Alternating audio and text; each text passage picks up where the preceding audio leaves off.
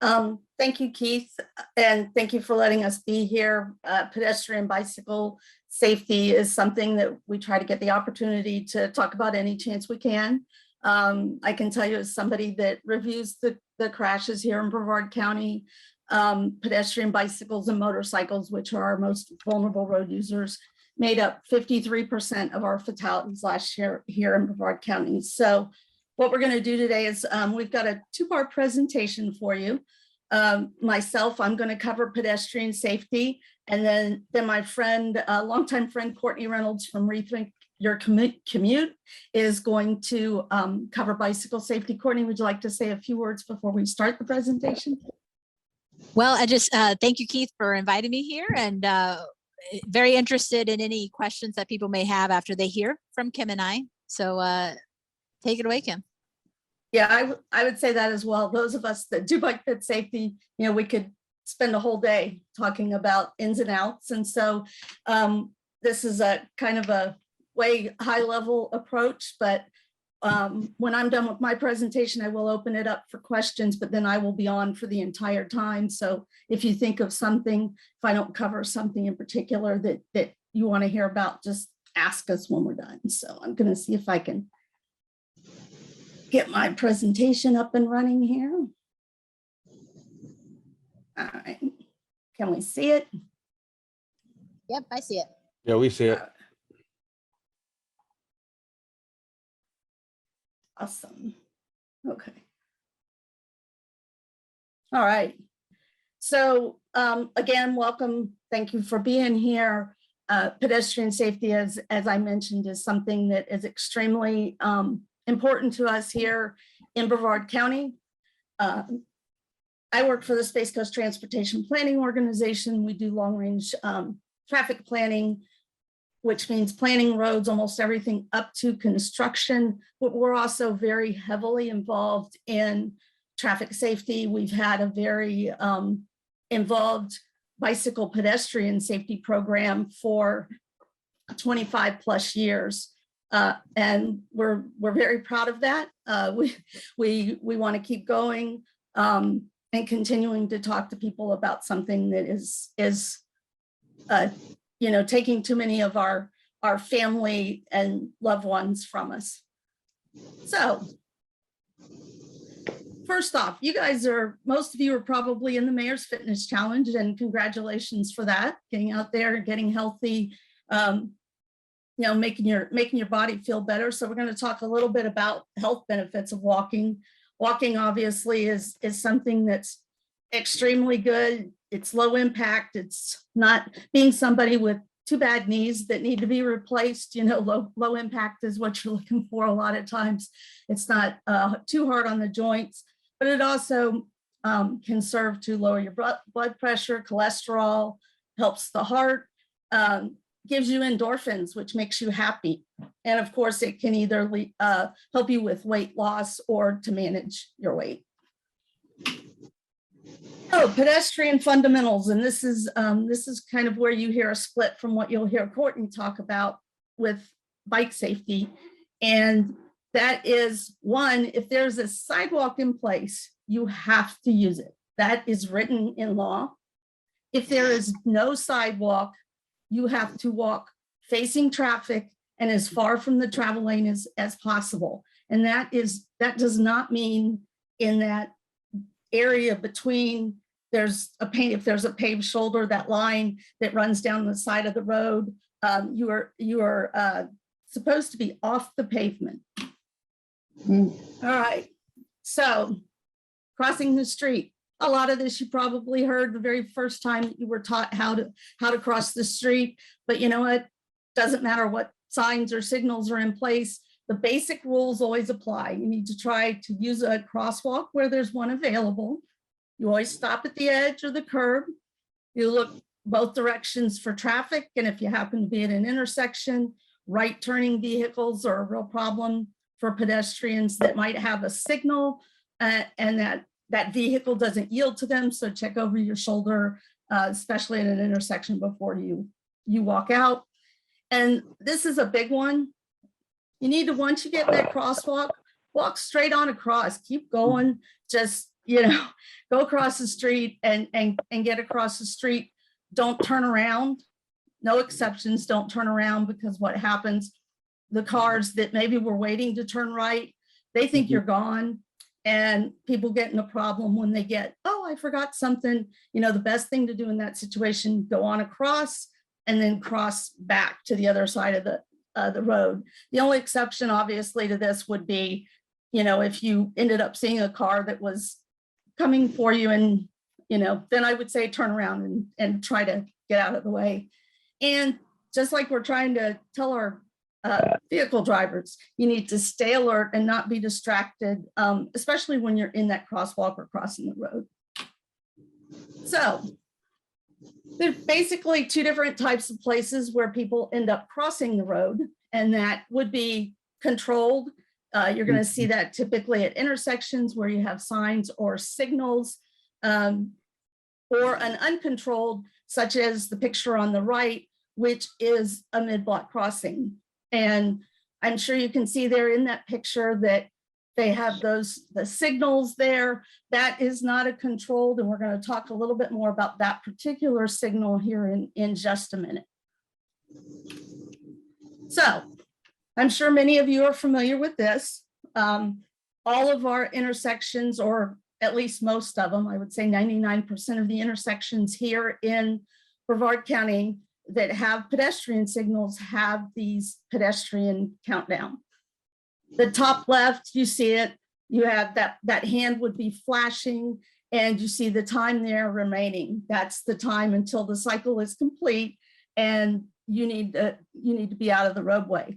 But on the bottom right here this sign should be near every button that you push to get the pedestrian signals to work. And I don't know if people read it, but a lot of people really don't know where they should be and what they should be doing at the different phases. So let's take a look at that. So when you get we call the walking man symbol up there, that means, and when I talk to kids, I always say, what does that mean? And they're like, oh, that means, you know, it's safe to go. And I said, no, it doesn't mean it's safe to go. It basically means it's your turn to go. And again, I go back to those right turning vehicles and things like that at intersections. You do have the right of way at that point. But of course, as a pedestrian, you are vulnerable and you would want to make sure. We get a lot of complaints into our office, but it doesn't stay, you know, white very long. No, it doesn't. It's really only intended to give the people that are on the curb already the time to get off the curb into the crosswalk. Then it goes to the flashing and displays the timer of how much time. Now, if you come up, you know, this was one of the, I guess, consequences of these countdowns is people see that, oh, 5 seconds, I can do that, and they take off running. That's not how it's supposed to work. It is, once it starts flashing, you are not supposed to leave the curb. And then, of course, once you have that steady red hand, you should not be crossing, and you should be all the way to the other side of the road. All right. Rectangular rapid flashing beacons. If any of you live on the beach or drive the beach, you have seen a series of these that have been put in over the past couple of years. There are a few others throughout Brevard County. These have received a lot of discussion here in Brevard County, particularly about the color of the lights. But the bottom line is, when these are placed in place and people use them, both pedestrians and motorists, as they're intended to be used, they are very effective at calling attention to the crosswalk. And the pedestrians, when we go into areas where these are, they actually like the fact that we're calling a little bit more attention to the crosswalk. So the question, I'm just going to answer the question about why are they yellow and not red? Really, these are only intended to call attention to the crosswalk. I kind of compare it to a school zone. A school zone has a yellow flashing light. And when you see that, what do? You slow down and you watch for school children in the area. Same thing here. These are yellow lights. If you're in a vehicle and you're approaching one of these and you see the yellow lights, you need to look for pedestrians. If there are no pedestrians, then you are permitted to go ahead and go through this crosswalk while those yellow lights are flashing. They truly are yellow lights. They're not red, and red means to stop. So that's how those work. As a pedestrian in this type of mid-block crossing, or anyone that is over a 4-lane road like you have here, I mean, actually, this is probably a 5-lane segment because in areas it has the multi-directional turn lane in the middle. Be very aware of the car in the inside lane. Now, Florida law says whether you can see somebody in a crosswalk or not. If a car in one lane is stopped, you are required to stop. But that does not happen. And that is another area where we have a lot of problems with either near misses or pedestrians getting struck. So, don't count on that as a pedestrian. Again, want to stop, make sure traffic is stopped before you go out there. And then, as you continue to scan, make sure that second lane would be stopped as well. So what other kinds of things do we do other than talk to you nice people on a Friday morning? Again, we have a school-based program. We go into the schools. The picture there on the left is of our Head Start program. Those are actually 3- and 4-year-olds. So the federal government understands the importance of pedestrian safety and is actually mandated that 3- and 4-year-olds have pedestrian safety. And we actually go and do that and partner with Brevard schools to do that. And we also have a program that runs up through the elementary into middle and high schools that we can do pedestrian safety with those folks. We do a tremendous amount of health and safety fairs. We'll come out and present to any community organization or at events. We work a lot with scouts and that type of thing. And the picture there on the right is of a pop-up we did at a crosswalk in Melbourne Beach. We're actually going to be doing some of those coming up here in a week or so in honor of Florida Bicycle Month. And we just kind of show up at a crosswalk and we talk to people and make sure they understand the laws and the rules. And sometimes we have some goodies to hand out. We have a lot of fun doing that. We also do those type of events for things like Stop on Red Week and things like that. We just go out and, just gather a bunch of people and go out and talk to whoever we might see walking around or show signs for car drivers and things like that. All right, so if you would like to follow the TPO, we have lots of digital media channels, Instagram, LinkedIn, we don't have Instagram. That's the one we don't have, but we have Facebook and Twitter and YouTube. A lot of information you can get from the TPO. If you went to our website, you could sign up for our newsletter, but we try to follow road construction efforts, road closures right now. We're getting a lot of closures at the tracks for the Bright Line construction. So we try to follow all of that. So if you tune into one of these channels, you can get a lot of information about things that are happening in the transportation world in Brevard County. All right, does anybody have any questions that they have right on the top of their head right now? Are you ready to go get your breakfast? Come on. I am ready for my breakfast though. Oh, sorry. All right, so not hearing any questions, or Angelica, are you seeing anything in the chat? No questions at this time, just a comment on great information. Okay, great. So if you wanted to get in touch with me, I'll leave it here for just a second. My email and Keith, you guys, I know you're in touch with Keith. Keith sends a lot of emails. And there's my phone number. So if you were interested in getting more information or having a presentation of some kind, give me a shout and I'll be happy to help. All right, so next up again, I'm going to reintroduce you to Courtney Reynolds with Rethink for Bicycle Safety. Awesome. Thank you, Kim. Well, happy to be here. And I guess I'm wearing many different hats, including the Dayglow hat, and primarily representing the Florida Bicycle Association. So it's FBA for short. We're actually celebrating our 25th anniversary, believe it or not. I will make a joke here about being much older than just 25. But if you haven't heard about FBA, it's really our mission to encourage more people to bicycle through education and advocacy. So opportunities just like this, Keith, thank you so much for reaching out to Becky Alfonso, our executive director.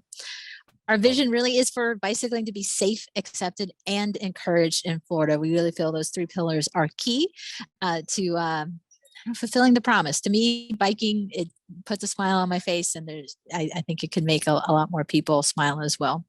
We have 4 areas that we do focus on around protecting and advancing the interests of cyclists. So that's our work in the advocacy area, educating the public through opportunities like this, encouraging the creation of great places to ride. Like if you can see over my shoulder down in Kissimmee, Florida, and then also just being a well-managed organization. A little bit about me on the next slide, Kim. I do serve on the board of the Florida Bicycle Association as the board president, working in support of that mission and goals. I'm also a cycling savvy instructor, and so that's hopefully you can still hear me. That's a certification through the American Bicycling Education Association. I think I got all that straight. And I also recently became a league certified instructor, LCI, through the League of American Bicyclists. And my day job, and my day glow shirt, is the project director of Rethink Your Commute. And I've been riding my bike for most of my life. So that's a picture of me as a 5-year-old on my very first bike. And if you started riding when you were a kid as well, how you ride as an adult is likely going to be a very different experience. Next slide. Oop. I wanted to start first in talking about bicyclist laws to cover the basics of this driver duties. We're not going to read through all that text on there, but if you are interested in looking up the Florida statute, there's the numbers there, 316.130, section 15, and 316.1925, the first section there. And ultimately, this says that if you're driving a vehicle, you've got to drive it with care and be safe, and be especially safe if there's children in the area or some sort of obviously incapacitated person. The other part of it too is you'll drive in a manner that makes sense with the conditions on the road. So if you've got a curve, slow down. If it's dark, slow down. The thing that applying this to when you are driving your bike is that in Florida, and we'll go to the next slide, Kim, a bicycle is a vehicle, which means you're a driver too. So we have the same rights, yes, but also the same responsibilities. And essentially, if you are a driver of a car, we're going to apply all those same ideas around the rules of movement to when you're driving your bicycle. So the basics. Click to the next one, Kim. We're going to drive on the right. Now, if you remember, Kim talked about the pedestrian laws that if there is not a sidewalk for pedestrians on foot, you're supposed to walk against traffic. You may have grown up being told to bike against traffic, but that is a no-no. It's against the law. And there are also a number of factors that can contribute to an unsafe situation if there is a collision. So we're going to drive on the right. We're going to pass on the left. We're also going to position ourselves for our destination. And that's a little funny way of saying, if you need to take a left-hand turn, you want to move into that left-hand lane. You're not going to take a left-hand turn, hopefully from the right lane or a bike lane on the right and then swoop across traffic. Nope, you want to really position yourself for left, or if you're going straight, or if you're going right. There's also the concept of first come, first served. And that applies both when you are traveling in a lane, whether you're in a buggy, a horse cart, a bicycle, or a Hummer. If you're there in that lane, you have the right to be there. Well, we will yield before changing lanes, before entering the roadway, and definitely before taking those left turns to cross through traffic. And I always like to tell people that my 4-year-old husband, this was news to him, that if you come up to a 4-way stop and you're not sure who goes first, you yield to traffic on the right. So these are the essentials, those building blocks that govern how we drive on our roadways, no matter what vehicle you're in. And that picture there, That is my two sons learning the signals, left turn and right turn, and all the different options there. Last year when we were a little stir crazy, still staying inside. Next slide, Kim. All right, so here's the details. There won't be a quiz today, but there may be a quiz in the future as you go out and you try to apply these. And so Florida Statute 316-2065 gives us some bicycle specific language about when we are driving our bicycle, where and how we're supposed to ride. Let's hit the first button there.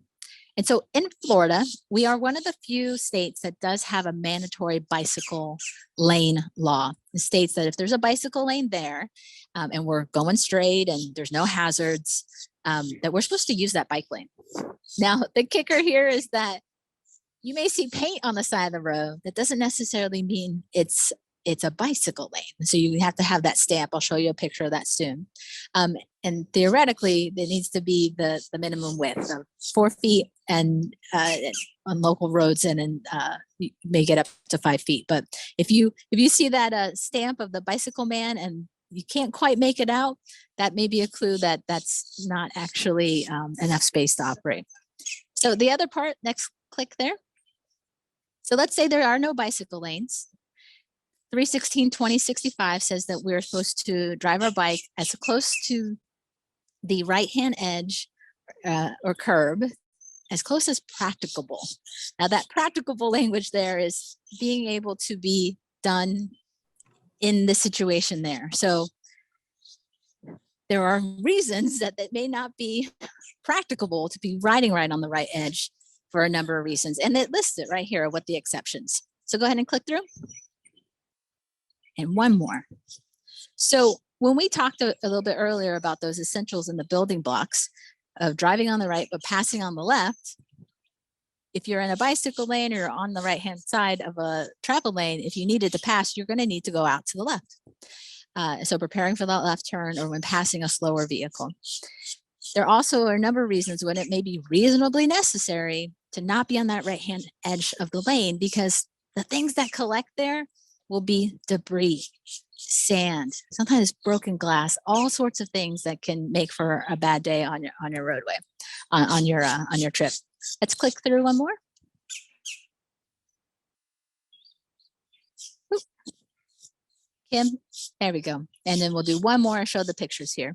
So I wanted to highlight these two things. The picture at the top, yes, that is a bicycle lane, but if you can kind of see all the kind of overgrowth, goodness, there's all sorts of sand, things that can make you fall. And that's a situation where for me, that would be a reasonably necessary reason to exit that bike lane so that I can just have a steady path in a straight line and not have to kind of keep going back and forth to dodge that sand in that bike lane. The other things that you will find as you ride around in bike lanes is that there may be on-street parking right next to that bike lane.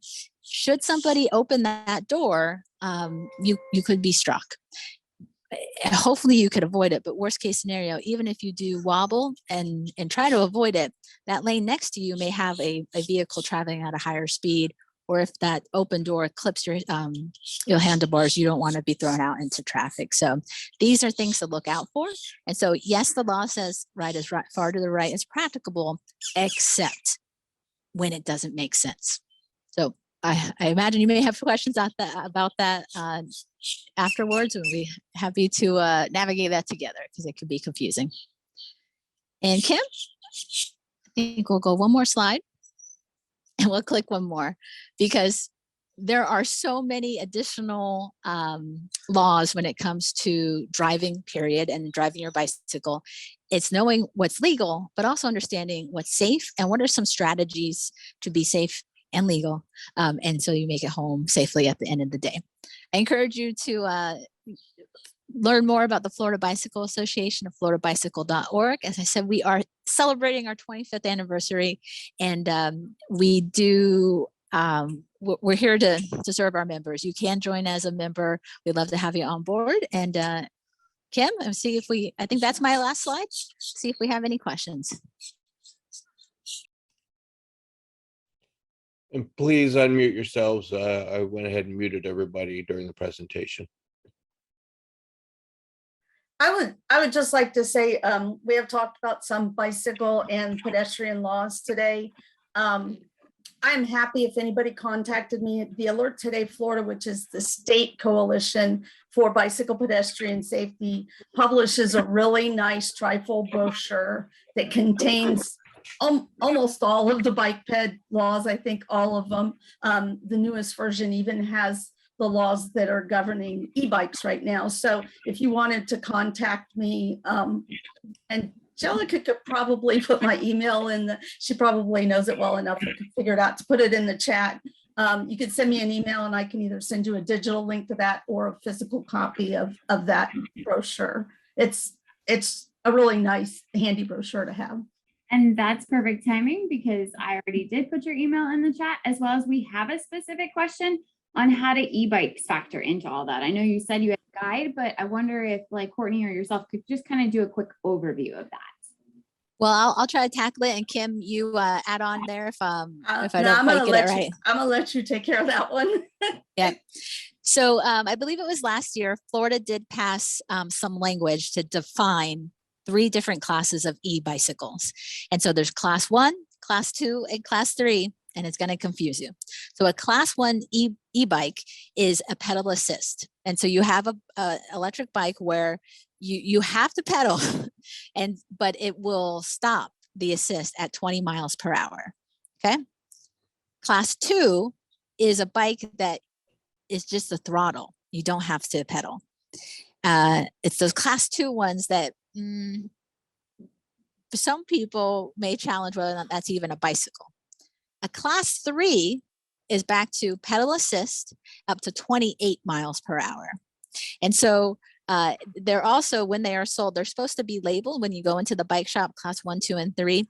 That's important because in the state of Florida, you can e-bike is a bicycle, but the local municipalities can set different local ordinances. And so just as in Florida, you can ride your bike on the sidewalk, but check the local ordinances, especially in places where there's a lot of traffic, just pedestrian traffic, like downtown areas. Maybe there's cafes on the sidewalk, people traveling. That's usually a clue that there might be a local ordinance saying, please do not ride your bike on the sidewalk, because the difference between you on foot versus you on a bike is speed, and that applies whether it's in a traveling with a car or with people. And so they are bikes. I believe the state, state park system does have some restrictions. So if you're going out with your e-bike, I'd say do some research, but also try them out. What I find for e-bikes is for people who have some fitness issues that are just not quite in there. Or maybe they used to be really able to be mobile, but maybe have some situations where they're not as mobile. An e-bike can really open up a lot of opportunities, but you still have to be equipped to handle them. Can I jump in here real quick? I did see somebody join us that I want to give a shout out to, Rachel Winston, who is the PE curriculum coordinator for Brevard County Schools. I want to give her a shout out. There's her video. When I talked about the school-based program that we have in place, Rachel is the reason that goes. I tell you, I get questions all the time about how do you do it in Brevard County? And I have to give all the credit to the school board. And so, Rachel, I saw you jump in, and I just wanted to give you a public shout out for all your support of bike ped safety here in Brevard County. I have a question. Great information, by the way. What I wanted to know is, how can I share this video with my coworkers? Well, I think we're going to record it, but I can, one of the resources that is available through Rethink Your Commute, my day job, we actually work with employers to talk to them about different options for their employees around all transportation. When it comes to biking and walking, safety is absolutely essential. So we'll actually come out to the work site. We can we usually end up partnering with Kim, and we have helmet fitters. We can do bicycle helmets fittings to talk about injury prevention, but to talk about, yes, injury prevention, but also crash prevention. So talking more about the laws at length and giving people opportunity to to ask questions. But Keith, this gets recorded, right, and posted? Yeah, I'm recording this and it will be posted on the Mayor's Fitness Challenge Facebook page shortly after. And Angelina, I would also say that I know Angelica said she put my email in there. If you get that and email me and you're looking for something in specific, there are all kinds of videos out there. I can help you with good ones that are up to date and literature and that kind of thing. Well, I work for Career Source Brevard, and my staff, I think, at first I was hesitant to attend, and just listening to the rules that we have, I was aha moments that I had there. So I think it will benefit them to listen to it at least, and they'll have probably some aha moments, or maybe they're smarter than me. That I, Yeah, well, think it will be great. Yeah, and if you have gathering time or staff meeting time or something where you actually wanted a hands-on presentation, we could do that as well. Awesome. Thank you, ladies. Mhm.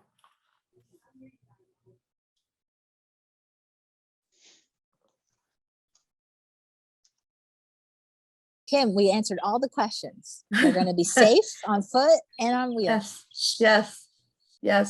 Okay, I'm not seeing any more in the chat, but again, if you'd like to unmute yourself, you can, or if you don't feel comfortable doing that, you're welcome to just put it in the chat and I'll share that for you. We do have another comment in the chat, and this was just a comment during the presentation that says their worst enemy as a pedestrian or biker are those tinted windshields.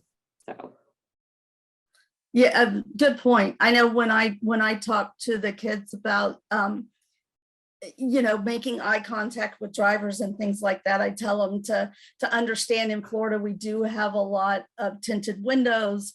I'll even put on my sunglasses and ask them, am I looking at you?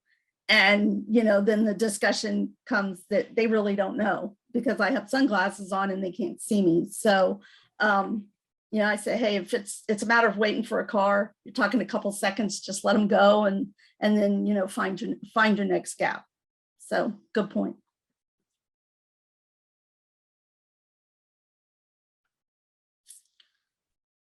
All right. Well, that sounds like it. Thank everybody for participating, and thank you, Kim and Courtney, for your presentation. I will go ahead and stop the recording, and then we'll end the presentation. Thank you very much. Thank you again, Keith.